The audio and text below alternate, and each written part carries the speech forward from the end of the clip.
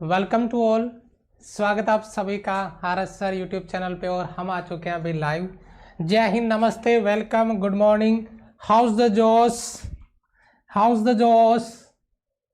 सभी का एक बार तहे दिल से, दिल की गहराइयों से स्वागत है। और आज समथिंग स्पेशल आप स्क्रीन पे देख पा रहे होंगे। मैं थोड़ा साइड में हो जाता हूँ, एक बार देख लीजिए, उसके बाद में अपन क्लास को स्टार्ट करते हैं। ठीक है, यस। यहाँ पे देखिए बेटा, मैं क्लास को स्टार्ट करूँ इससे पहले टाइमिंग भी लिख देता हूँ बेटा। ये जो आपको हम सरप्राइज देंगे ये होगा 3:30 बजे। ठीक है, चलिए थोड़ा सा आगे बढ़ते हैं, क्लास को स्टार्ट करते हैं। उससे पहले आज का जो चैप्टर होगा वो चैप्टर होगा हमारा जो आपका सिलेक्शन बैच है, इसका लेक्चर नंबर 125। लेक्चर नंबर 125 अगर मैं यहाँ पे बात करता हूँ बेटा, lecture number 125, lecture number 125, notice करिए इस बात को, लेक्चर नंबर 125। और यहाँ पर आज ये हमारी क्लास की टाइमिंग है और आज जो हमारा टॉपिक रहेगा वो टॉपिक रहेगा एटॉमिक फिजिक्स से। यानी यहाँ पे अगर अपन बात करते हैं परमाणु भौतिकी की, यहाँ पे बहुत गजब के कॉन्सेप्ट होते हैं, थ्योरी का पार्ट ज़्यादा होता है, बच्चे बहुत ज़्यादा कंफ्यूज होते हैं। ठीक है, तो आज की क्लास बहुत ही गजब होने वाली है, धमाकेदार होने वाली है। लेकिन एक प्रॉमिस आपको करना होगा, एक शेयर प्रत्येक बच्चा अपने ग्रुप में अभी का अभी करके आएगा, अभी का अभी करेगा, दिल पे हाथ रख के करेगा। अगर दिल से आवाज आए कि हाँ यार सपोर्ट करना जरूरी है और हम सपोर्ट नहीं करेंगे तो कौन करेगा, तो बेटा एक शेयर जरूर से करिएगा। सच्ची बात बता रहा हूं बेटा, ये मत सोचना कि सर को क्या पता चलेगा या क्या, ऐसा नहीं, हमें कुछ नहीं पता चलेगा, लेकिन आपकी आत्मा क्या गवाही देगी वो आपको खुद को पता होगा। ठीक है, हमने बोला, आपने उसको किया, आपको खुद को अंदर से कॉन्फिडेंस आएगा, हाँ यार हम सपोर्ट कर रहे हैं, हम सर के साथ हैं, एक जुड़ जाता है बच्चा दिल से दिल पे। ठीक है, यस। देखिए आगे बढ़ते हैं। यहाँ पे ये हमारी टीम आरएस सर जो लगी हुई है आपके लिए मेहनत करने के लिए, पहले दिन से जब से हमने अनाउंसमेंट किया था आपके लिए तब से अब तक। अगर बात करें, आप मुझे अनअकैडमी पे फॉलो करना चाहते हैं, अनअकैडमी एप्लीकेशन डाउनलोड करें, ये मेरा प्रोफाइल है और आप मुझे इस प्रोफाइल पे फॉलो कर सकते हैं। अनअकैडमी पे मेरी स्पेशल क्लासेज होती है, वहाँ पे आपका प्रैक्टिस होता है, आप ज्वाइन कर सकते हैं मुझे। ठीक है, ये हमारी स्पेशल क्लासेज हैं। अगर मैं आगे बढ़ता हूँ, कोई बच्चा अनअकैडमी प्लस ज्वाइन करना चाहता है तो उसके लिए आपको अनअकैडमी लर्निंग जो लर्निंग ऐप है उसमें ये कैटेगरी सेलेक्ट करना होगा, गेट सब्सक्रिप्शन पे क्लिक करना होगा। और बेटा जिन बच्चों को ज्वाइन करना है, जो विचार कर रहे हैं, बेटा लेट मत करना अगर प्लस ज्वाइन करना ही है तो, क्योंकि बेटा 12 जनवरी से मेरा एक कोर्स लाइव हो चुका है कॉन्सेप्ट का, जिसमें यूनिट एंड डायमेंशन की 2 क्लासें हो चुकी है। आज स्केलर वेक्टर होगा 12 बजे। तो जो बच्चे ज्वाइन करना चाहते हैं वो 3 मंथ के लिए या 6 मंथ या 12 मंथ के लिए ज्वाइन कर सकते हैं। ये हमारा कोड है आरएस सर लाइव, आप क्लिक करेंगे, कोड डालेंगे, देन आपको 10% ऑफ हो जाएगा और उसी प्राइस रेंज में बाकी सारे सब्जेक्ट भी आप देख सकते हैं बेटा। ये आपका कॉन्सेप्ट क्लियर हो गया यहाँ से। ये हमारा टेलीग्राम चैनल है, आई थिंक आप कमेंट बॉक्स में भी, जो चैट बॉक्स है उसमें भी देख रहे होंगे, टेलीग्राम का हमने लिंक पिन करके रखा हुआ है, आप इसको ज्वाइन कर सकते हैं। यहाँ पे लगभग 29,000 प्लस बच्चे टेलीग्राम पे ज्वाइन हैं, जो आपको चेक करना होगा। यहाँ पर हम क्लासेस के जो अपडेट हैं वो आपको देते रहते हैं, लिंक दे देते हैं, है ना, पीडीएफ होती है वो आपको प्रोवाइड करवा देते हैं। तो ये टेलीग्राम जो ज्वाइन करके जरूर रखिएगा बेटा। ठीक है, और ये सरप्राइज है, इसको मैं थोड़ा साइड में हो जाता हूँ। प्रत्येक बच्चा फुल जोश के साथ में इस टाइम पे मुझे क्लास में चाहिए, कोई भी बच्चा हो, प्रत्येक बच्चा इस टाइम पे मुझे इस क्लास में चाहिए, क्योंकि यहाँ पे बहुत बड़ी बात है बेटा हमारे लिए, शायद आपके लिए भी है, क्योंकि ये 3 साल की जो जर्नी हमने तय की है। ठीक है, 3 साल, लोग 3 महीने में 1,60,000 सब्सक्राइबर बना लेते हैं, हमारे तो 3 साल में 1,60,000 सब्सक्राइबर हुए हैं। ठीक है, देखिए ये एजुकेशन चैनल है बेटा। ठीक है, अब जर्नी कहाँ से स्टार्ट हुई है, कहाँ तक गई है, सारी चीज़ें बात करेंगे। और सबसे बड़ी बात होगी ये वाली, इस पे बहुत बड़ा धमाका होगा। यहाँ पे क्या अनाउंसमेंट होगा वो आप देख ही रहे होंगे। तो इसलिए प्रत्येक बच्चा मुझे क्लास में चाहिए यहाँ पे 3:30 बजे। लिंक आपको टेलीग्राम पे दे दिया जाएगा। स्टार्ट करें बेटा, स्टार्ट करें। ठीक है, ठीक है, आज हमारे चैनल को पूरे 3 साल हो गए कंप्लीट, पूरे 3 साल। ठीक है, 3 साल पहले इसी दिन इस चीज का आविष्कार किया गया था। आज पूरे 3 साल हो गए, तो 3:30 बजे मुझे बच्चे क्लास में चाहिए पूरे के पूरे। चलो आगे बढ़ते हैं, क्लास स्टार्ट करते हैं बेटा। नया टॉपिक है आज एटॉमिक फिजिक्स। स्टार्ट करें बेटा। एक बार सभी बच्चे कमेंट में बेटा शेयर कर दिया, शेयर कर दिया बेटा, शेयर कर दिया सभी बच्चों ने। कमेंट में एक बार जय हिंद लिख दें, प्रॉमिस कर दें कि सर क्लास में याद करूंगा पूरा चैप्टर अभी का अभी। ये प्रॉमिस आप कमेंट में करेंगे, जो मैं इधर बताऊंगा वो पूरा स्कैन करूंगा आपके एंड से। प्रॉमिस आपको करना होगा, पूरा फोकस मुझे चाहिए, आपका पूरा अटेंशन चाहिए, और मुझे ये आने वाले 45 मिनट आपके चाहिए। पूरा इधर का उधर में स्कैन करवा दूंगा आपको, ठीक है। चलो जी, तो आगे बढ़ते हैं। एटॉमिक फिजिक्स, न्यूक्लियर फिजिक्स की अपन बात करें। न्यूक्लियर फिजिक्स मैंने करवा दिया है, अपन बात करेंगे अभी एटॉमिक फिजिक्स की, यानी परमाणु भौतिकी। और उसमें अगर अपन सबसे पहले बात करें थॉमसन का मॉडल। जब एटॉमिक फिजिक्स की बात हो और थॉमसन का नाम नहीं आए, सबसे पहले झंडा इसी ने गाड़ा था। जो बताया था वो शायद बाद में गलत बता दिया गया कि वो उसकी बहुत सारी कमियां थी, गलतियां थी, जिनको बाद में सही किया गया। उन सब पे बात करेंगे, लेकिन ध्यान दीजिए मेरी बात, किसी ने तो शुरुआत की। और थॉमसन मॉडल आते ही दिमाग में एक बड़ा सा तरबूज आपके दिमाग में आ जाना चाहिए। थॉमसन मॉडल आते ही वाटरमेलन का इमेज दिमाग में आ जाए, तरबूज दिमाग में आ जाए। वाटरमेलन गर्मियों का सीजन, अभी सर्दी है ना, अभी बस की बात नहीं है, गर्मियों की बात करेंगे। लेकिन वाटरमेलन का क्या कॉन्सेप्ट है, थॉमसन मॉडल से कैसे लिंक करता है। थॉमसन ने कुछ ऐसा ही बताया, शायद वाटरमेलन लवर होगा, है ना, पसंद होगा उसको। लेकिन एक्चुअल में उसने जो बताया वो बात क्या थी, तो जरा मैं एज ए स्टोरी आपको डिलीवर करूंगा कॉन्सेप्ट, आप उसको स्कैन करेंगे। थॉमसन ने बताया कि कोई भी एटम है, कोई भी परमाणु है, वो एक सॉलिड स्फीयर है। उसने क्या कहा कि वो एक ठोस गोला है, वो एक सॉलिड स्फीयर है। और उसमें, उस तरबूज में सॉलिड स्फीयर है, और उस सॉलिड स्फीयर में ऋणावेश, बोले तो इलेक्ट्रॉन्स, इस प्रकार होता है। ऋणावेश यानी इलेक्ट्रॉन्स इस प्रकार से होता है जैसे तरबूज में बीज हो। उसने ऐसा बताया, उसमें ऋणावेश ऐसे होता है जैसे तरबूज में बीज हो। ये थॉमसन ने अपने मॉडल में बताया था। थ्योरी का पार्ट है, चुटकियों में कहानी बना के उतार देंगे आपके दिमाग में, लेकिन थोड़ा सा मुझे टाइम चाहिए, अटेंशन चाहिए। हम इसकी भूमिका तैयार कर रहे हैं, क्या क्या सवाल बनेंगे उन सवालों पर भी बात करेंगे। ये थॉमसन ने बताया कि एक एटम है, वो एक सॉलिड स्फीयर है, ठोस गोला है, और उसमें बीच बीच में पूरे गोले में धनावेश है, पूरे गोले में धनावेश है। ये जो व्हाइट दिख रहा है ना पूरा का पूरा गोला, ये पॉजिटिव चार्ज है, ठीक है, ये पॉजिटिव चार्ज है। और ये आपका जो नेगेटिव दिख रहा है वो आपका नेगेटिव चार्ज है, यानी इलेक्ट्रॉन है। तो ये जो वाटरमेलन है, इसमें ये जो बीज है वो इलेक्ट्रॉन है, और बाकी पार्ट जो है वो पूरा उसका पॉजिटिव चार्ज है। ये थॉमसन ने बताया था। किसने बताया था बेटा? थॉमसन ने बताया कि एक एटम एक सॉलिड स्फीयर है। क्या है बेटा? सॉलिड स्फीयर है। थ्योरी नहीं लिखनी है, अपने को समझना है, सवाल क्या बनेगा मैं उसकी बात करूंगा। और उसमें धनावेश और ऋणावेश भरा हुआ है, और ऋणावेश ऐसे होता है जैसे वाटरमेलन यानी तरबूज में उसके बीज होते हैं, ठीक है, यस ठीक है, हाँ। तो उसमें इस तरीके से उसको रखा जाएगा जैसे तरबूज के बीज हो, उसमें ऋणावेश है। लेकिन इस बात की इसने शुरुआत कर दी और फिर ये चल बसा।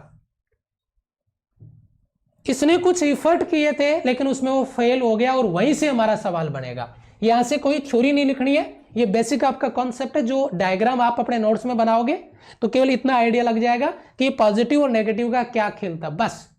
अपने को एग्जाम में नहीं पूछेगा कि थॉमसन ने प्रैक्टिकल के लिए तरबूज लिया था, ककड़ी लिया था, है क्या लिया था, टमाटर लिया था, नहीं पूछेगा कोई, ठीक है। चलो अब आते हैं इसका इंपॉर्टेंट सवाल, जहां से हमें क्वेश्चन एग्जाम में पूछा जा सकता है। थॉमसन का फेलियर क्या था? थॉमसन का फेलियर था, थॉमसन अल्फा पार्टिकल का जो स्कैटरिंग था, अल्फा पार्टिकल का जो बिखराव था, अल्फा पार्टिकल का बिखरने का प्रोसेस था, फैलने का प्रोसेस था, वह उसको एक्सप्लेन नहीं कर पाया। यानी अल्फा पार्टिकल को एक्सप्लेन करने में असफल रहा। कौन? थॉमसन। यही सवाल हमारा बनेगा, यही क्वेश्चन बनेगा। थॉमसन किसको एक्सप्लेन करने में असफल रहा? थॉमसन की कमी, ये कमी थी उसकी, ये उसका फेलियर था, वह स्कैटरिंग ऑफ अल्फा पार्टिकल को एक्सप्लेन नहीं कर पाया। ये हमें याद रखना है। तो पहला जो मॉडल था थॉमसन मॉडल, उसका एकमात्र सवाल अगर आपको याद हो गया है तो कमेंट में यस सर लिख दीजिए। Failure of Thompson model, scattering of alpha particle को एक्सप्लेन नहीं कर पाया, स्कैटरिंग ऑफ अल्फा पार्टिकल को एक्सप्लेन नहीं कर पाया। और जैसे ही भाई साहब ये चला, रदरफोर्ड भाई साहब की एंट्री हो जाती है। कौन आ जाते हैं? रदरफोर्ड भाई साहब आ जाते हैं और फिर बोला तू जिसमें फेल हुआ वही मैं बना दूंगा, ठीक है, जिसमें तू फेल हुआ उसी को मैं बना दूंगा। और फिर उसने क्या किया? अल्फा पार्टिकल का एक एक्सपेरिमेंट कर दिया। अब एंट्री हो चुकी है, थॉमसन का समय गया, अब टाइम किसका आ गया?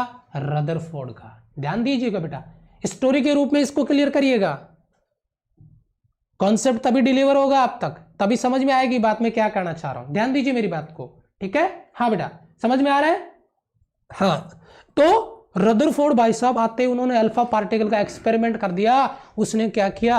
अपने एक्सपेरिमेंट में कोई सामने कोई स्वर्ण पत्थर रखा, यानी गोल्ड मतलब पेपर रखा, बहुत पतला पन्नी रखा, और उस पे उसने अल्फा पार्टिकल की बौछार करवा दी, जैसे AK-47 से बौछार करते हैं बुलेट के वैसे।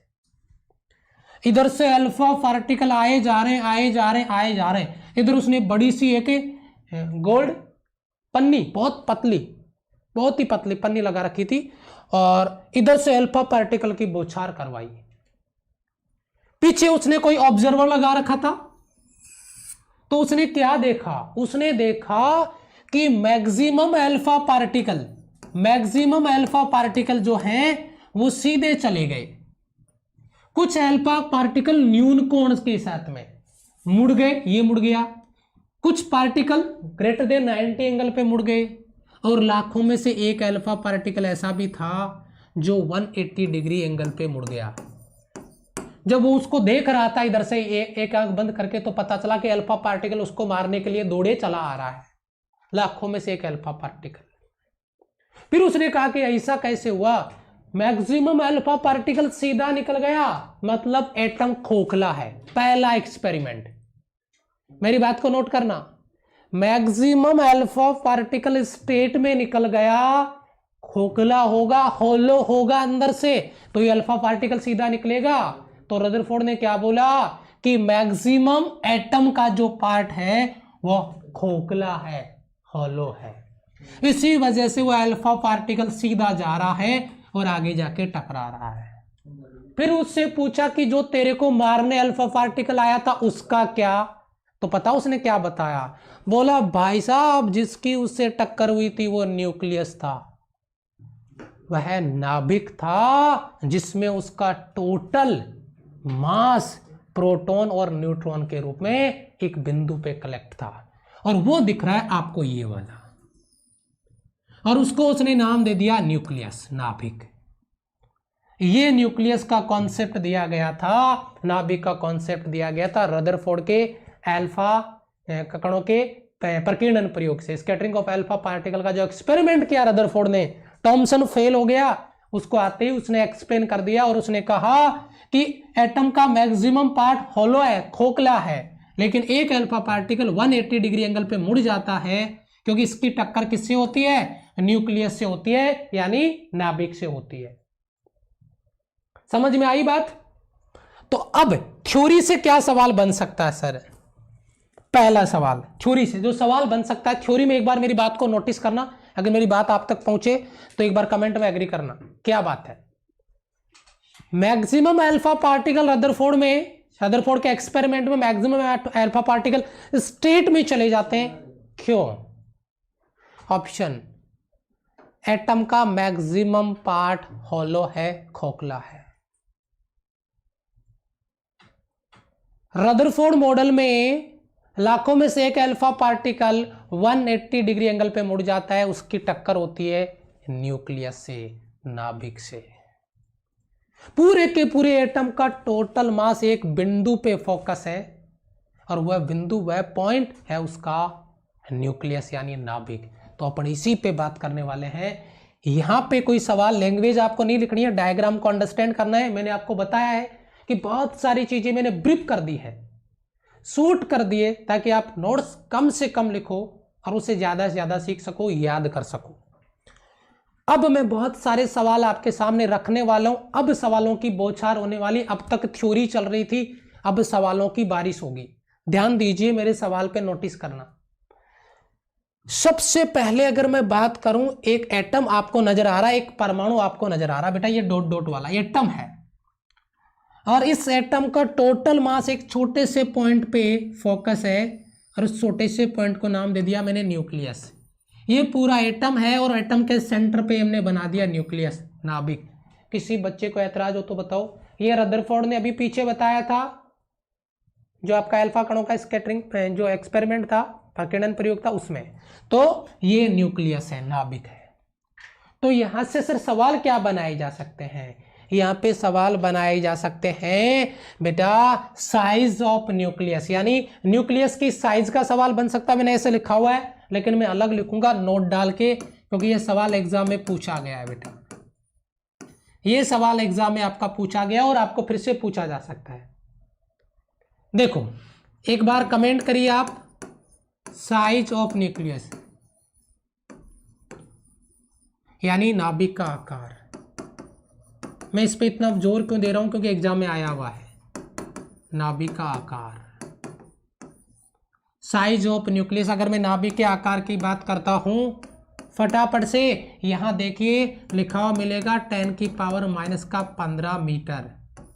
अगर मैं कोष्टक में 1 फर्मी लिख दूं तो किसी बच्चे को ऐतराज नहीं होना चाहिए। मैं पहले बता चुका हूं, सवाल एग्जाम में आ चुका है, प्रैक्टिस मैंने करवा दिए, याद अब प्रत्येक बच्चे को हो जाना चाहिए, जिसको नहीं आता था उसको भी। साइज ऑफ न्यूक्लियस यानी नाभिक के आकार की बात की जाए तो 10⁻⁻15 मीटर या 1 फर्मी। याद है बेटा? याद है बेटा? याद है बेटा? चलो जी, दूसरा आपका नोट पॉइंट है बेटा साइज ऑफ एटम यानी परमाणु का आकार। जल्दी से कमेंट में जुड़ जाओ मेरे साथ, जब पूछ रहा हूं तो जवाब चाहिए। परमाणु का आकार, साइज ऑफ एटम। अगर मैं परमाणु के आकार की बात करूं तो 10⁻⁻10 मीटर। बेटा अगर मैं कोष्टक में 1 एंगस्ट्रॉम लिख दूं तो नाराज मत होना। 1 एंगस्ट्रॉम बहुत बढ़िया सवाल है। 10⁻⁻10 मीटर या 1 एंगस्ट्रॉम इधर लिखा हुआ आपको नजर आ रहा होगा। ये एटम का साइज है जो आपको देख पा रहे हो आप। दोनों सवाल दिल दिमाग गुर्दे फेफड़े में स्कैन हो जाने चाहिए। 2 सवाल आपके सामने हैं। किसी भी एटम का टोटल मास एक पॉइंट पे कांस्टेंट है, फिक्स है, नियत है, और उसका नाम है न्यूक्लियस यानी नाभिक। एक चीज और मैं यहाँ पे नोट में आपको बता दूं, इस न्यूक्लियस में जो मैंने यहाँ पर आपको बताया नाभिक बताया है, इस न्यूक्लियस में यहाँ पे अगर बच्चा कोई कंफ्यूज हो रहा है तो मैं पहले बता दूं, न्यूक्लियस यानी नाभिक में, न्यूक्लियस यानी नाभिक में बेटा कौन कौन रहते हैं? प्रोटॉन प्लस न्यूट्रॉन रहते हैं। ये बात याद रखना, नाभिक में प्रोटॉन और न्यूट्रॉन रहते हैं बेटा। न्यूट्रॉन न्यूट्रल होता है, प्रोटॉन पे पॉजिटिव चार्ज होता है, जो मैं आपको न्यूक्लियर फिजिक्स में बता चुका हूं। तो जो मास फोकस है सेंटर पे न्यूक्लियस में, वो प्रोटॉन और न्यूट्रॉन दोनों का है। न्यूट्रॉन न्यूट्रल है तो उसको भूल मत जाना, मास उसका भी है। हाँ चार्ज नहीं है उसका, मास उसका भी है न्यूक्लियस के अंदर। तो ये दोनों तीनों सवाल प्रत्येक बच्चे को याद हो गए। 1000 प्लस बच्चे, 750 लाइक्स। हमेशा कंजूसी करते हो, हमेशा याद दिलाना पड़ता है अपनी आर्मी को। इतनी भुलक्कड़ कब से हो गई? अब बढ़ चढ़ के हिस्सा लेना चाहिए, जोश बनाए रखना चाहिए, लेकिन तुम हो कि भूल जाते हो क्या यार। चलो कोई बात नहीं है, अभी आ जाएगी अपनी आर्मी, रंग में आ जाएगी। आगे बढ़ते हैं। इसका कंक्लूजन क्या निकला? किसका भैया? रदरफोर्ड का। और इसका जो कंक्लूजन निकला मैं ऑलरेडी पीछे थ्योरी में आपको बता चुका हूं। क्या? कि एटम का मैक्सिमम पार्ट जो एटम है बेटा, मैं देखो डायग्राम से आपको याद कराऊंगा, ये न्यूक्लियस है, इसमें प्रोटॉन और न्यूट्रॉन है, और ये एटम है, ठीक है। जो एटम है उसका मैक्सिमम पार्ट खोखला है, मैक्सिमम पार्ट खोखला है, अधिकांश भाग उसका खोखला है एटम का। ये इसका रीजन निकल के आता है, ये मान लीजिए आप, इधर से कोई टकराएगा वो इधर आ जाएगा।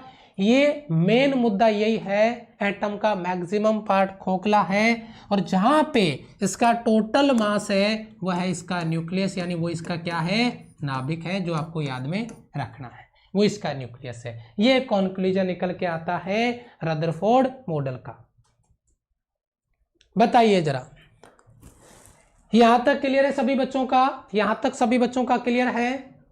और एक चीज और बेटा, इलेक्ट्रॉन कहाँ रहते हैं? अगर कोई बच्चा सवाल पूछे सर इलेक्ट्रॉन कहाँ रहते हैं, बेटा ये एटम हो गया, और ये एटम का चारों ओर चक्कर लगाने वाला इलेक्ट्रॉन, ऐसे चक्कर लगाते हैं इलेक्ट्रॉन, ऐसे चक्कर लगाते हैं बेटा इलेक्ट्रॉन। यहाँ पे मान लो कोई इलेक्ट्रॉन है, नाभिक के चारों ओर उसकी सुरक्षा करते रहते हैं इलेक्ट्रॉन, हमेशा हमेशा के लिए एटम के चारों ओर घूम घूम के।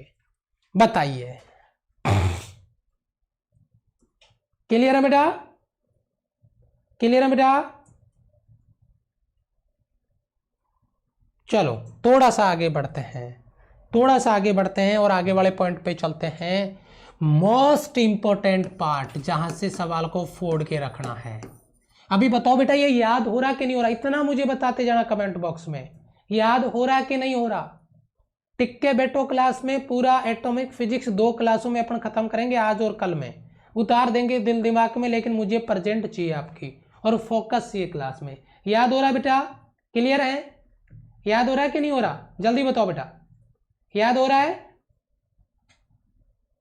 यस, हाँ, चलो फिर आगे बढ़े। बहुत अच्छे, ओके, चलो आगे बढ़ते हैं। शाबाश, बहुत बढ़िया, क्लियर हो रहा है सर, स्पैम हो गया। अब आते हैं बेटा मोस्ट इंपॉर्टेंट क्वेश्चन से, जहां से क्वेश्चन आपके बनेंगे, क्वेश्चन आपको पूछे जाएंगे। और वो क्वेश्चन क्या है? सबसे पहले रदरफोर्ड ने बताया था कि इलेक्ट्रॉन नाभिक के चारों ओर चक्कर लगाते हैं, लेकिन लेकिन लेकिन लेकिन जब उसने नाभिक के चारों ओर चक्कर लगाने की बात की तो उसमें एक टांग फंसा दी थी। उसने क्या बोला, मेरी बात को ध्यान से सुनना। उसने बोला कि इलेक्ट्रॉन जब नाभिक के चारों ओर चक्कर लगाता है तो चक्कर लगाने के दौरान लगातार उसकी ऊर्जा में कमी आती है, और लगातार वो एनर्जी इमिट करता है, और अंत में बने हुए नाभिक में गिर जाता है। जाके कहाँ गिर जाता बेटा? न्यूक्लियस में, नाभिक में जाके गिर जाता है। ये न्यूक्लियस है बेटा, नाभिक, ध्यान से देखिएगा बेटा, नाभिक, नाभिक में जाके गिर जाएगा। और ये कौन है भैया? ये इलेक्ट्रॉन है, जो लगातार नाभिक के चारों ओर चक्कर लगाते के दौरान हवा निकाल रहा है पीछे, यानी उष्मा निकाल रहा है, ऊर्जा निकाल रहा है, ठीक है, हाँ, जैसे टायर पंचर हो गया उसका, लगातार एनर्जी इमिट करता है। रदरफोर्ड ने बोला कि एक्चुअल में ऐसा होता है? नहीं, उसके हिसाब से इलेक्ट्रॉन लगातार चक्कर लगाते लगाते अगर नाभिक में गिर गया तो नाभिक में तो उसको कौन मिलेगा? प्रोटॉन। प्रोटॉन पे पॉजिटिव चार्ज, इलेक्ट्रॉन पे नेगेटिव मिले और खत्म, शहीद हो जाएंगे, दोनों के दोनों खत्म हो जाएंगे। तो इसका मतलब एटम स्टेबल नहीं है। मतलब ये हुआ कि भाई साहब वो जो आपका स्टेबिलिटी ऑफ एटम है उसको एक्सप्लेन नहीं कर पाया, नाभिक के स्थायित्व को नहीं समझा पाया, स्टेबिलिटी ऑफ एटम को एक्सप्लेन नहीं कर पाया, वह उसकी व्याख्या नहीं कर पाया। ये कॉन्सेप्ट आपका रहेगा, एक्सप्लेन नहीं कर पाया, व्याख्या नहीं कर पाया। ये चीज आप यहां से डायग्राम से याद रखेंगे डायरेक्ट। इलेक्ट्रॉन नाभिक के चक्कर लगाने के दौरान ना एनर्जी इमिट करता है, ना ऑब्जर्व करता है, ना इमिट करता है। मैं बताऊंगा आपको। इलेक्ट्रॉन नाभिक के चारों ओर चक्कर लगाता है, ये प्रोटॉन और ये न्यूट्रॉन, और ये आपका इलेक्ट्रॉन चक्कर लगा रहा है। बेटा ध्यान से समझिएगा, ये इलेक्ट्रॉन चक्कर लगा रहे हैं बेटा, इधर कोई इलेक्ट्रॉन है, इधर कोई इलेक्ट्रॉन है। इलेक्ट्रॉन चक्कर लगाने के दौरान एनर्जी ऑब्जर्व या इमिट नहीं करता है। हाँ, बोर ने ये बात बताई, आगे बताऊंगा, अभी मैं याद रखना, अभी का अभी बताऊंगा। जब इलेक्ट्रॉन एक ऑर्बिट से दूसरे ऑर्बिट में जाता है, ये इलेक्ट्रॉन इस ऑर्बिट से इस ऑर्बिट में जाता है, या ये इलेक्ट्रॉन इस ऑर्बिट से इस ऑर्बिट में आता है, अगर ऑर्बिट चेंज करते हैं तो जरूरत के हिसाब से एनर्जी ज्यादा है तो रिलीज कर देगा, एनर्जी कम है तो ऑब्जर्व कर लेगा। तो भाई साहब रदरफोर्ड की सबसे बड़ी कमी सबसे पहले नजर आ गई। इस प्रकार से वह एटम की स्टेबिलिटी को एक्सप्लेन नहीं कर पाया, उसकी व्याख्या नहीं कर पाया। बहुत बढ़िया सवाल है। क्लियर है बेटा? यहां से पहला कॉन्सेप्ट क्लियर है बेटा? ओके। हाँ, वह स्टेबिलिटी को एक्सप्लेन नहीं कर पाया, can't explain stability of atom, atom की स्टेबिलिटी को एक्सप्लेन नहीं कर पाया रदरफोर्ड। और जैसे ही भाई साहब गुजरे, नया आ गया भाई कौन, और इसका तो नाम ही बड़ा अजीब है, ये देखिए आप हैं, इसका तो नाम ही बड़ा अजीब है। कौन आया? बोर। बोर का मॉडल है ना। हाँ, महाशिवरात्रि आने वाली है, इसका सीजन आने वाला है। देखो बेटा, बोर मॉडल, यानी नाम घर वालों ने ऐसे रखे हैं जैसे पता नहीं क्या है, कोई नाम ही नहीं मिला था क्या। देखो कोई बात नहीं है, लेकिन बढ़िया है, नाम कब आ गया अपना। देखो तुम, Bohr model, Bohr model, Bohr model के बारे में बात कर रहे हैं। बोर मॉडल क्या था भाई साहब? बोर ने आते ही छक्के पे छक्का मार दिया, हर बॉल पे 6। बता कैसे? बोला उसने आते ही कह दिया, बोला एटम स्टेबल है भैया। रदरफोर्ड भैया गलत हो गया मामला। बोला क्या? बोला स्टेबल है एटम। आपने स्टेबिलिटी को एक्सप्लेन ही नहीं किया, आप तो बता ही नहीं पाए। आपके हिसाब से तो एटम स्टेबल ही नहीं है, क्योंकि रदरफोर्ड ने बताया था कि इलेक्ट्रॉन लगातार एनर्जी इमिट करता है। इसका मतलब लगातार चक्कर लगाएगा तो एनर्जी में कमी आएगी और अंत में जाके न्यूक्लियस में गिर जाएगा, नाभिक में गिर जाएगा। बताया मैंने आपको, ये देखिए। लेकिन बोर भाई साहब आते ही उन्होंने क्या किया? उन्होंने हर बॉल पे 6 मारा। उन्होंने हर बॉल पे हाँ, उन्होंने हर बॉल पे 6 मारा। लेकिन वो कहते हैं कि कोई ना कोई कमी तो होती है। 6 मारा, लेकिन अगली ही बॉल पे इसका मिडल स्टंप उखड़ गया। पता है कैसे? क्योंकि इसने क्या किया? इसने केवल और केवल hydrogen, helium plus, lithium plus 2। समझ रहे हैं मैं क्या कहना चाह रहा हूं? ये बात अभी का अभी दिल, दिमाग, गुर्दे, फेफड़े में स्कैन कर लो। बोर भाई साहब ने जो मॉडल दिया था वो एकल इलेक्ट्रॉन एटम के लिए वैलिड था। जैसे हाइड्रोजन हो गया, जैसे हीलियम प्लस हो गया, या लिथियम प्लस 2 हो गया, एकल इलेक्ट्रॉन एटम के लिए वैलिड था बोर का मॉडल। और ये इसकी सबसे बड़ी कमी थी। अभी मैं इसकी ड्रॉबैक्स यानी कमियों में इसको काउंट कराऊंगा, लेकिन सबसे पहले मैं इसको क्लियर कर दूं आपको, क्योंकि बार बार आपके दिमाग में सवाल आएगा कि सर बार बार हाइड्रोजन की बात क्यों कर रहे हैं? क्योंकि भाई साहब बोर ने बताया ही हाइड्रोजन के लिए था। समझ में आ रही है बात? बोर ने बताया ही हाइड्रोजन के लिए था। प्लेलिस्ट मिलेगा, सब मिलेगा बेटा, अभी बताएंगे आपको, लास्ट में बताएंगे कौन सा प्लेलिस्ट बनेगा, टेंशन ना लो। हाँ, और प्लेलिस्ट से मुझे याद आया एक बात मैं पहले बता दूं बेटा, यहाँ पे देखिए एक बड़ा सा, जो बच्चे लेट ज्वाइन किए एक बार देख लो, मैं फिर भूल जाऊंगा। एक बार पूरा पढ़ लो जल्दी से और टाइम देख लेना, और इसको जरूर गौर से देख लेना, क्योंकि इसमें आपकी प्रेजेंट हमें चाहिए, प्रेजेंट हमें चाहिए, और प्रेजेंट हमें चाहिए, हर हाल में चाहिए। क्योंकि बेटा 3rd एनिवर्सरी है चैनल की, तो कुछ बड़ा धमाका होने वाला है। और ये लाइन पूरा पढ़ लेना गौर से, उसके बाद में क्लास में आना पूरी एनर्जी के साथ में, ठीक है? टाइम देख लेना 3:30 बजे। ओके, चलो आगे बढ़ता हूँ फटाफट, मैं फिर भूल जाऊंगा इसलिए बता दिया। तो बोर मॉडल की एंट्री मारी, पहली बॉल पे 6, अगली बॉल पे मिडिल स्टंप उखड़ गया, मुंह दिखाने लायक ही नहीं बचा है मतलब। लेकिन काम बहुत अच्छा किया बंदे ने, इसने केवल हाइड्रोजन को एक्सप्लेन किया, या हीलियम प्लस को, या लिथियम प्लस 2 को एक्सप्लेन किया, लेकिन काम बड़ा अच्छा किया इसने। सबसे पहले आते ही उसने क्या किया? सबसे पहले आते ही उसने क्या किया बोर ने, कि भाई साहब, रदरफोर्ड को बोल रहा है कि भाई साहब आपने क्या बोला? बोला मैंने बोला कि इलेक्ट्रॉन न्यूक्लियस के चारों ओर जब चक्कर लगाता है तो लगातार एनर्जी इमिट करता है, ऊर्जा उत्सर्जित करता है। तो फिर बोर ने बोला इसका मतलब लगातार अगर एनर्जी इमिट करेगा तो कभी ना कभी उसकी एनर्जी तो खत्म हो जाएगी, और अगर खत्म हो जाएगी तो न्यूक्लियस में गिर जाएगा, और अगर इलेक्ट्रॉन न्यूक्लियस में गिर गया तो प्रोटॉन से मिल गया तो मामला ही खत्म। यानी आप तो स्टेबिलिटी बता ही नहीं पाए एटम की। तो बोला मैं बताता हूं। बोला क्या? बोला सुनो ध्यान से, इलेक्ट्रॉन न्यूक्लियस, ये आपका न्यूक्लियस है, प्रोटॉन और न्यूट्रॉन। बोला इलेक्ट्रॉन न्यूक्लियस के चारों ओर चक्कर तो लगाता है, चक्कर तो लगाता है, ये इलेक्ट्रॉन है सर, चक्कर तो लगाता है, लेकिन जब राउंड कर रहा है उस दौरान उसको कोई गैस नहीं बढ़ती है। जब चक्कर लगा रहा उस दौरान उसको कोई गैस नहीं बढ़ती है, कोई एनर्जी रिलीज नहीं करता है, कोई एनर्जी इमिट नहीं करता है। मेरी बात को गौर से सुना, इलेक्ट्रॉन नाभिक के चारों ओर चक्कर लगाता है तो उस दौरान वो कभी भी एनर्जी इमिट नहीं करता है। वो पर्टिकुलर जो उसकी ऑर्बिट है उनमें क्या करेगा, चक्कर लगाएगा, लेकिन कोई एनर्जी इमिट नहीं करेगा। ये बात आपको समझनी होगी। पहला ही पॉइंट डाला और रदरफोर्ड के पहले कॉन्सेप्ट को ही फोड़ दिया पहले ही पॉइंट में। ये बोर का मॉडल है, ये बोर का पहला पॉइंट है जो उसने दिया था, और पहले पॉइंट में डायरेक्ट क्लीन बोल्ड कर दिया रदरफोर्ड के मॉडल को। उसके स्टेबिलिटी की बैंड बजा दी इसने इसको स्टेबल कर दिया, एटम को, परमाणु को स्टेबल कर दिया, स्थायी कर दिया। बेटा क्लियर है बेटा, कोई एनर्जी रिलीज नहीं करेगा। क्या बात है। अब 1050 लाइक है और 1022-23 बच्चे लाइव है, अब ज्यादा हो गए लाइव, बहुत अच्छे, क्या बात है। फिर भाई साहब बोर का अगला जो कॉन्सेप्ट था वो बड़ा धमाकेदार था, बड़ा यूनिक था। बोर ने कहा कि यार इलेक्ट्रॉन चक्कर तो लगाते हैं लेकिन उनकी शर्त है। बोला क्या शर्त है ना, क्या शर्त है। बोला वो शर्त क्या है। जैसे मैं कल एक बच्चे का कमेंट पढ़ रहा था, एक बच्चा कल कमेंट कर रहा था कि अब तो मार्केट सब्जी लेने जाते हैं तो भी डर लगता है। बोला क्यों। बोला आरएस सर कहते हैं कि बेटा पढ़ ले नहीं तो सब्जी बेचेगा, तो हम खरीदने जाते हैं तो भी डर लगता है। बोला सब्जी लेने जा रहे हैं, ठीक है।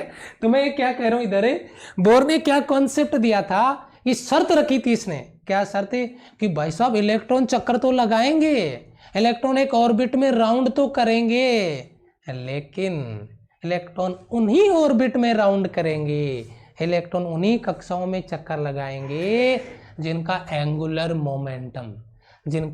मोमेंटम बोले तो कोणीय संवेग, यानी एंगुलर मोमेंटम बोले तो mvr, h/2π का क्या हो, पूर्ण गुणज हो। मेरे हिसाब से बच्चों ने कमेंट भर दिया होगा मेरे से पहले, अपनी आर्मी बदमाश है भैया। एंगुलर मोमेंटम mvr h/2π का पूर्ण गुणज होता है, वह क्वांटिकृत राशि है, क्वांटिटी है। बहुत तगड़ा सवाल बनता है, ये बोर का सेकंड मॉडल था। बच्चों ने कमेंट लिख दिया, मजा आ गया। देखिए इलेक्ट्रॉन केवल उन्हीं ऑर्बिट्स में राउंड करता है, इलेक्ट्रॉन केवल उन्हीं ऑर्बिट्स में चक्कर लगाता है जिनका एंगुलर मोमेंटम यानी mvr h/2π का पूर्ण गुणज हो, यानी mvr बराबर nh/2π। एक बात जानना चाहूंगा बेटा, एंगुलर मोमेंटम एक एक्सियल वेक्टर है, एंगुलर मोमेंटम ये क्या है बेटा, एक्सियल वेक्टर है ना, और ये कंजर्व्ड क्वांटिटी है रोटेशनल मोशन में। याद रखना, बहुत इंपॉर्टेंट चीज है, बहुत बढ़िया लेवल से। क्या बात है, शाबाश।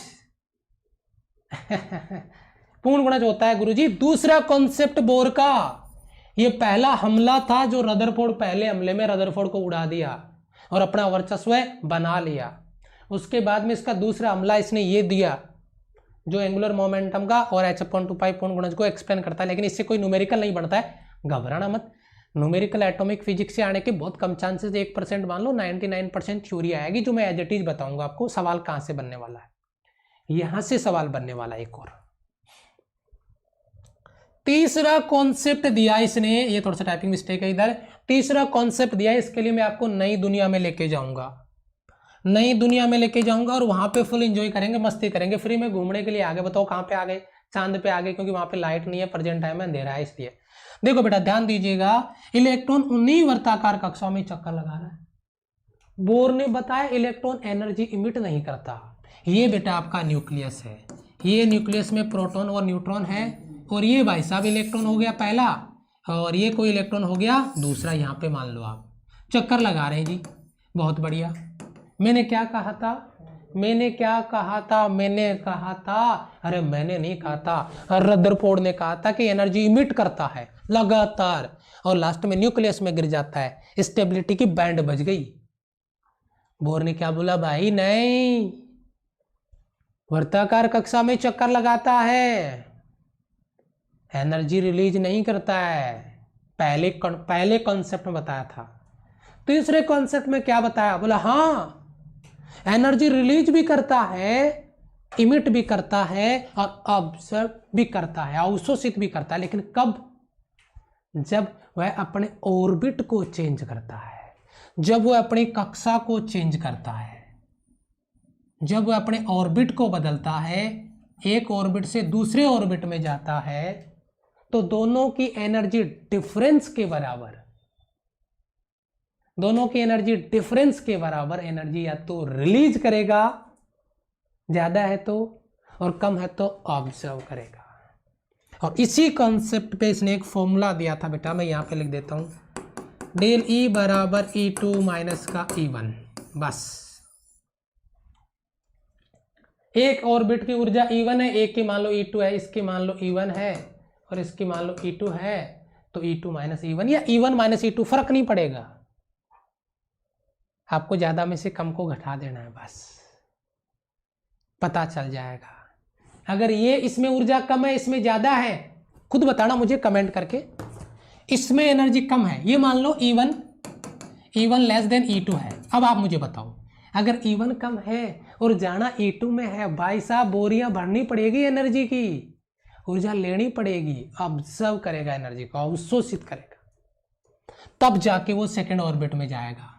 इधर देखो, ये एनर्जी ज्यादा है और ये कम है, तो इसके बराबर एनर्जी रखेगा और बाकी को उड़ा देगा, इमिट कर देगा, उत्सर्जित कर देगा। ये कॉन्सेप्ट था बोर का तीसरा मॉडल। क्या कहते हो बेटा, याद हो रहा है? याद हो रहा है बेटा? यस और नो? हाँ देखो बेटा, तो यही चीज मैं इधर लिख देता हूं आपको, मैं लिख देता हूं बेटा इधर, यस डेल ई बराबर बेटा E2 माइनस E1। यही कॉन्सेप्ट दिया था बोर ने कि इलेक्ट्रॉन एक स्थायी कक्षा से, एक स्टेबल ऑर्बिट से दूसरे ऑर्बिट में अगर जाता है तो उस दौरान वह संक्रमण करता है, तो उस दौरान वह एनर्जी का इमिशंस करता है, ऊर्जा का उत्सर्जन करता है।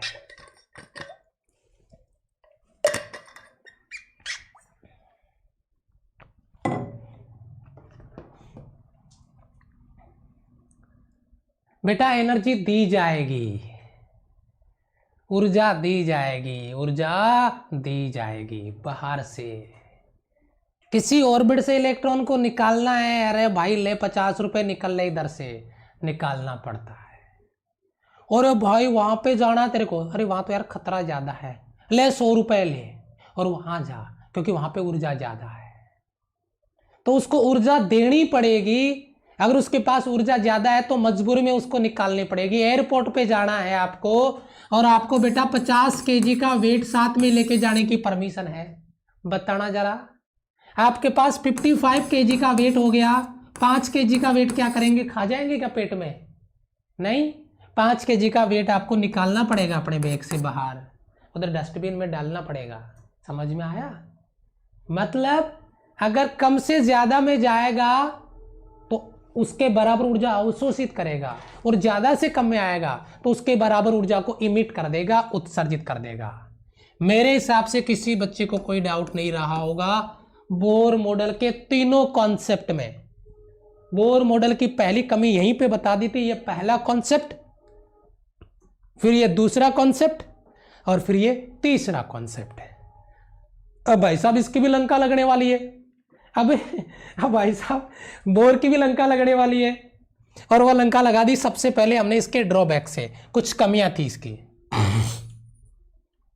क्या कमियां हैं साहब? अरे कमी तो सर सबसे पहले बता दी हमने। क्या भाई साहब? इसकी दो स्थिति केवल hydrogen helium plus lithium plus 2, यानी ये केवल और केवल, अगर मैं यहाँ पे बात करता हूं, केवल और केवल एकल इलेक्ट्रॉन परमाणु के लिए, 1 इलेक्ट्रॉन एटम के लिए वैलिड है, केवल, बस इतना याद रखो, बाकी दुनिया जाए भाड़ में।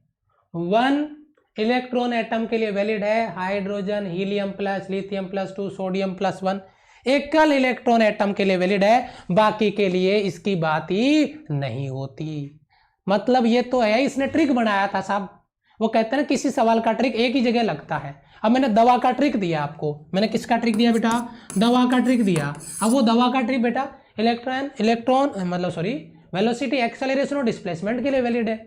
चाहे जिधर दवा थोड़ी चिपका दोगे तुम, नहीं ना, तो इसका ट्रिक इधर फेल हो गया और इसको लपेट दिया गया बाद में। ठीक है, क्या कि ये केवल और केवल एकल इलेक्ट्रॉन परमाणु के लिए वैलिड है, सिंगल इलेक्ट्रॉन एटम के लिए वैलिड है, बाकी के लिए नहीं। ये सबसे बड़ा ड्रॉबैक था इसका, याद हुआ, बड़ी कमी थी भाई साहब। पहले बॉल पे आते ही 6 मारा था, रदरफोर्ड को फोड़ के रख दिया था। अब इसकी भी बैंड बजने वाली है। ठीक है, इसकी भी बैंड बजने वाली है। ठीक है, चलो देखो आगे दूसरी क्या कमी है। बोर ने बताया कि भाई साहब इलेक्ट्रॉन जब चक्कर लगाता तो पूरा सर्कल बनाता है फिक्स रेडियस का, बिल्कुल सर्कल के रूप में चक्कर लगाता, लेकिन ऐसा नहीं है। बोर ने बताया कि उसकी जो ऑर्बिट है वो सर्कुलर है, लेकिन बाद में पता चला, समरफील्ड नाम का एक वैज्ञानिक था, उसने बताया कि भैया वो इलिप्टिकल होती है। इलेक्ट्रॉन्स का जो पाथ है वो इलिप्टिकल है, टोटल सर्कल में नहीं है। जैसे सूर्य के चारों ओर पृथ्वी चक्कर लगाती है ना, ऐसे वो इलिप्टिकल पाथ में लगाती है, सर्कल में नहीं लगाती बेटा, रेडियस बराबर नहीं होती है। केपलर के नियम आपको पता होंगे अगर आपको याद है तो, है ना। तो बेटा ये इलिप्टिकल पाथ होता है, ये बात आपको याद में रखनी है। मेरे हिसाब से तो क्लियर हो गया। तीसरा बेटा, अब तो इसकी तो ये तो बड़ी अलग समस्या थी, स्पेक्ट्रमी लाइंस को एक्सप्लेन नहीं कर पाया, स्पेक्ट्रमी लाइंस को एक्सप्लेन नहीं कर पाया, स्पेक्ट्रमी जो लाइंस है उनको एक्सप्लेन नहीं कर पाए। स्पेक्ट्रमी लाइंस क्या होती है सर, पहले तो ये बताओ स्पेक्ट्रम क्या होता है, बताते हैं सर। स्कूल में प्रेजेंट हुई है आपकी क्लास लगी है ना, roll number 1, yes sir, roll number 2, yes sir, roll number 3 नहीं आया, क्या कर रहा है सर, पतंग उड़ा रहा है, ऐसा प्रेजेंट होती है ना आपके स्कूल में। तो मेरा कहने का मतलब क्या हुआ, आपके अल्फाबेट से प्रेजेंट होती है, तो वह अल्फाबेट से 50 रोल नंबर तक आपको रोल नंबर दे दिए, तो अल्फाबेट के हिसाब से आपका एक सीरीज बना दिया, एक स्पेक्ट्रम बना दिया।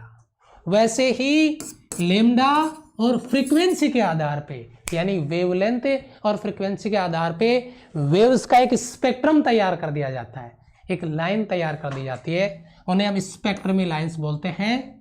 बट बोर भाई साहब इसके बारे में बात ही नहीं किया, कमी रह गई, बड़ी कमी थी इसकी जो उसको एक्सप्लेन नहीं कर पाया। ठीक है, आगे चलते हैं। देखिए चौथा पॉइंट, नाभिक को स्थिर माना बोर ने बोला कि नाभिक ये लो साहब प्रोटॉन और न्यूट्रॉन है, लेकिन भाई साहब बोर ने, और शायद आपको भी सरप्राइज होगा इस बात को पढ़ के, न्यूक्लियस रेस्ट में नहीं होता है, न्यूक्लियस रेस्ट में नहीं होता है, न्यूक्लियस रेस्ट में नहीं होता है। न्यूक्लियस क्या करता है, रोटेट करता है। न्यूक्लियस क्या करता है, लगातार, जैसे ये न्यूक्लियस है, इसके चारों ओर इलेक्ट्रॉन चक्कर लगा रहा हो, दूसरा इलेक्ट्रॉन, लेकिन नहीं, वो चक्कर नहीं लगा रहा, इलेक्ट्रॉन चक्कर लगा रहा है, लेकिन ये न्यूक्लियस रेस्ट में नहीं है, ये न्यूक्लियस भी लगातार क्या कर रहा है, रोटेट कर रहा है, लगातार क्या कर रहा है, घूम रहा है अपने अक्ष पे, लगातार ये घूर्णन कर रहा है। ये कॉन्सेप्ट आपका क्लियर है। तो ये ड्रॉबैक्स था आपका बोर मॉडल का। उम्मीद करता हूं कि आपने बहुत अच्छे से अपने कॉन्सेप्ट क्लियर कर लिए होंगे। और अभी मुझे जोश चाहिए, 3:30 बजे आग लगनी चाहिए। मैं एक ही बात बोलूंगा, आग लगनी चाहिए 3:30 बजे, कुछ भी हो जाए। प्रॉमिस करना एक बार कमेंट बॉक्स में, प्रॉमिस करना एक बार कमेंट बॉक्स में 3:30 बजे। बहुत पहले, 3 साल पहले की बात है, 14 जनवरी 2018 को एक हमने जर्नी स्टार्ट किया था। उस जर्नी का आज 3 साल पूरा हो गया है और उसी पे एक बहुत बड़ा अनाउंसमेंट हम करने वाले हैं।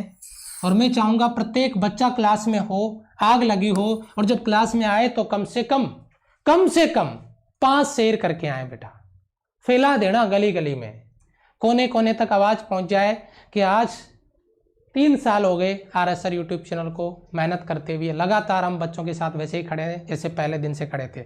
मुकेश सर आ रहे हैं अपने नए टॉपिक के साथ में, बहुत बढ़िया गजब के कॉन्सेप्ट, फुल ऑन फायर के साथ में। तो फुल आग होने वाली है, जिसके जस्ट बाद में मैथ्स की क्लास में जबरदस्त, जिस बच्चे ने लाइक नहीं किया 1200 लाइक हो चुके हैं, एक बार जिसने भी नहीं किया एक बार और ठोक दें, जबरदस्त रिस्पॉन्स होगा फुल ऑन फायर के साथ में। जय हिंद, thank you so much, love you all, bye bye. 1:30 बजे बेटा अनअकैडमी वॉरियर्स की क्लास है बेटा, ओके बाय बाय।